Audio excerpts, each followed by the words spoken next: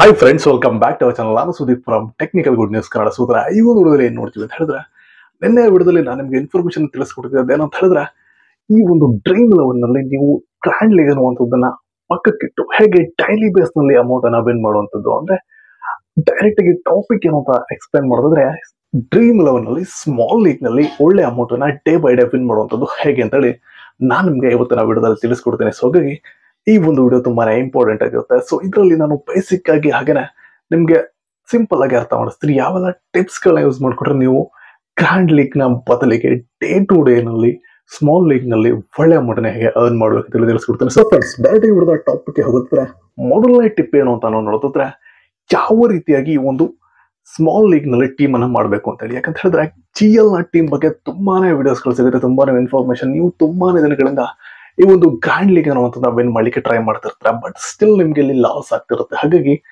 Dream 11 ನಲ್ಲಿ small league ನಲ್ಲಿ ಯಾವ ರೀತಿಯಾಗಿ ನಾವು ಟೀಮ್ ಅನ್ನ ಮಾಡಬೇಕು, ಯಾಕಂತ ಹೇಳಿದ್ರೆ ಇಲ್ಲಿ ಕಾಂಪಿಟೇಷನ್ ಅನ್ನುವಂಥದ್ದು ತುಂಬಾನೇ ಕಮ್ಮಿ ಇರುತ್ತೆ. ಹೆಡ್ ಟು ಹೆಡ್ ಆಗಿರ್ಬೋದು, 3 ಮೆಂಬರ್ 4 ಮೆಂಬರ್ಸ್ ಈ ರೀತಿಯಾಗಿ ಚಿಕ್ಕ ಒಂದು ಸರ್ಕಲ್ ಏರಿಯಾದಲ್ಲಿ ಏನಿದೆ. ಸೊ ಇದರಲ್ಲಿ ನೀವು ಯಾವ ರೀತಿಗೆ ವಿನ್ ಆಗ್ಬೇಕಂತ ಹೇಳಿ ನಾನು ನಿಮ್ಗೆ ತಿಳಿಸ್ಕೊಡ್ತೀನಿ. ಯಾಕಂತ ಹೇಳಿದ್ರೆ ಇಲ್ಲಿ ನೀವು ಕರೆಕ್ಟ್ ಆಗಿ ಹೇಗೆ ಟೀಮ್ ಮಾಡೋದು ಅಂತ ಗೊತ್ತಾದ್ರೆ ನಿಮ್ಗೆ ಡೈಲಿ ಬೇಸ್ ನಲ್ಲಿ 5 to 10 ನೀವು ಅರ್ನ್ ಮಾಡ್ಕೋಬಹುದು. ಸೊ ಮೊದಲನೇ ಟಿಪ್ ಏನು ಅಂತ ಹೇಳಿದ್ರೆ, ಯಾವ ರೀತಿಯಾಗಿ ಟೀಮ್ ಅನ್ನ ಸೆಲೆಕ್ಟ್ ಮಾಡ್ಬೇಕಂತ ಹೇಳಿ. ಸೊ ನಿಮ್ಮ ಒಂದು ಟೀಮ್ ನಲ್ಲಿ 11 ಮೆಂಬರ್ಸ್ ಏನಿರ್ತಾರೆ, ಅದರಲ್ಲಿ 8 ಮೆಂಬರ್ಸ್ ನ ನೀವು ಸೇಫ್ ಪ್ಲೇಯರ್ಸ್ ಗಳನ್ನ ಸೆಲೆಕ್ಟ್ ಮಾಡ್ಕೊಳ್ಳಿ. 8 ಮೆಂಬರ್ಸ್.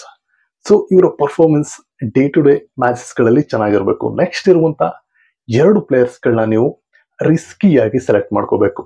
ಇನ್ನು ಉಳಿದಿರುವಂತ ಒಬ್ಬ ಪ್ಲೇಯರ್ ನ ನೀವು ತುಂಬಾನೇ ಅನಲೈಸ್ ಮಾಡಿ ಆ ಒಂದು ಪಿಚ್ ನ ಹೋಮ್ ಗ್ರೌಂಡ್ ಯಾರ್ದಿದೆ, ಸೊ ಅವ್ರನ್ನ ಮೇನ್ ಆಗಿ ಪ್ರಿಫರೆನ್ಸ್ ಕೊಟ್ಟು ಕ್ಯಾಪ್ಟನ್ಗೂ ಕೂಡ ಸೆಲೆಕ್ಟ್ ಮಾಡ್ಕೋಬಹುದು. ಸೊ ಹಾಗಾಗಿ ಇಲ್ಲಿ ನೀವು 8 to 1 ಈ ರೀತಿಯಾಗಿ ನೀವು ಕಾಂಬಿನೇಷನ್ ನಲ್ಲಿ ಟೀಮ್ ಅನ್ನ ಮಾಡಿದ್ರೆ ಆರಾಮಾಗಿ ಒಳ್ಳೆ ಅಮೌಂಟ್ ನ ವಿನ್ ಮಾಡೋದು. ಯಾಕಂತ ಹೇಳಿದ್ರೆ ನೀವು ಎಲ್ಲ ಸ್ಟ್ರಾಟಜಿಗಳನ್ನ ಯೂಸ್ ಮಾಡ್ಕೊಂಡು ಟೀಮ್ ಮಾಡಿದಾಗ ನಿಮ್ಮ ಅಪೋನೆಂಟ್ ಏನಿದ್ದಾರೆ ಅವರು ಅಷ್ಟೊಂದು ನಾಲೆಡ್ಜ್ ಇಲ್ಲ ಅಂತ ಹೇಳಿದ್ರೆ ಆರಾಮಾಗಿ ನೀವು ಒಳ್ಳೆ ಅಮೌಂಟ್ ಅನ್ನ ಅರ್ನ್ ಮಾಡ್ಕೋಬಹುದು. ಹಾಗೇನೆ ಇದು ಡೇ ಬೈ ಡೇ ಅರ್ನ್ ಆಗ್ತಾ ಹೋಗುತ್ತೆ. ನೀವು ಗ್ರ್ಯಾಂಡ್ ಲೀಗ್ ಅಲ್ಲಿ ಸುಮ್ಮನೆ ಅಮೌಂಟ್ ಹಾಕಿ ಇವತ್ತು ನಾಳೆನೋ ಅಂತ ತುಂಬಾ ದಿನ ವೇಟ್ ಮಾಡ್ಬೇಕಾಗುತ್ತೆ, ಬಟ್ ಇಲ್ಲಿ ನಿಮ್ಮ ನಾಲೆಡ್ಜ್ ನ ಸರಿಯಾದ ಜಾಗದಲ್ಲಿ ನೀವು ಯೂಸ್ ಮಾಡ್ಕೊಡ್ತೀರಾ. ಸೊ ಹಾಗಾಗಿ ಯಾವುದೇ ರೀತಿಯಾಗಿರುವಂತ ಲಾಸ್ ನಿಮ್ಗೆ ಆಗೋದಿಲ್ಲ. ಓಕೆ, ನೆಕ್ಸ್ಟ್ ಇರುವಂತ ವಿಚಾರ ಏನು ಅಂತ ಹೇಳಿದ್ರೆ, ಎಷ್ಟು ಟೀಮ್ ಅನ್ನ ಈ ಒಂದು ಸ್ಮಾಲ್ ಲೀಗ್ ಅಲ್ಲಿ ನಾವು ಮಾಡಬೇಕು, ಹಾಗೇನೆ ಯಾವ ಒಂದು ಇನ್ವೆಸ್ಟ್ಮೆಂಟ್ ಸ್ಟ್ರಾಟಜಿ ಜೊತೆಗೆ ಇಲ್ಲಿ ಟೀಮ್ ಅನ್ನ ಮಾಡ್ಬೇಕು ಅಂತ ಹೇಳಿ. ಸೊ ನೀವು ಈ 2 ಪಾಯಿಂಟ್ ಗಳನ್ನ ತುಂಬಾನೇ ಗಮನ ಇಟ್ಟು ಕೇಳ್ಕೋಬೇಕು. ಯಾಕಂತ ಹೇಳಿದ್ರೆ ಎಷ್ಟು ಟೀಮ್ ಅನ್ನ ಮಾಡ್ತೀರಾ ಅನ್ನೋದ್ರ ಮೇಲೆ ನಿಮ್ಮ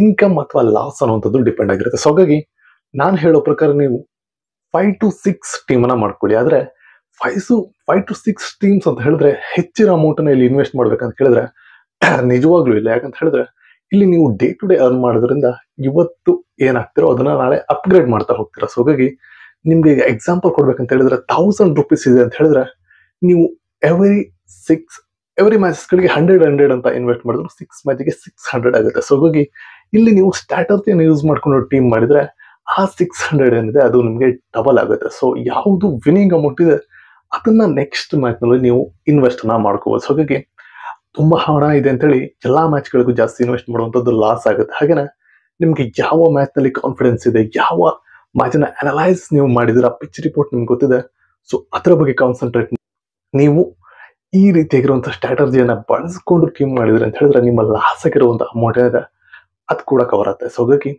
ಈ 3 ಟಿಪ್ಗಳನ್ನ ಫಾಲೋ ಮಾಡೋದನ್ನ ಮರಿಬೇಡಿ. ಸೊ ಈ ಎಲ್ಲ ಮಾಹಿತಿಗಳು ನಿಮ್ಗೆ ಇಷ್ಟ ಆದ್ರೆ ಚಾನಲ್ನ ಸಬ್ಸ್ಕ್ರೈಬ್ ಮಾಡ್ಕೊಳ್ಳಿ, ಹಾಗೆ ಬೆಲ್ ಐಕಾನ್ ಕ್ಲಿಕ್ ಮಾಡ್ಬೋದು. ಸೊ ಇದಿಷ್ಟು ಇವತ್ತು ನಿಮ್ಗೆ ತಿಳಿಸ್ಕೊಡ್ಬೇಕಂತ ಮುಖ್ಯವಾದಂತಹ ಮಾಹಿತಿ. ಸಿಗೋಣ ನೆಕ್ಸ್ಟ್ ವಿಡಿಯೋದಲ್ಲಿ. ಅಲ್ಲಿವರೆಗೂ ಟೇಕ್ ಕೇರ್ ಅಂತ ಹೇಳ್ತಾ finally this Sudeep signing off. Bye.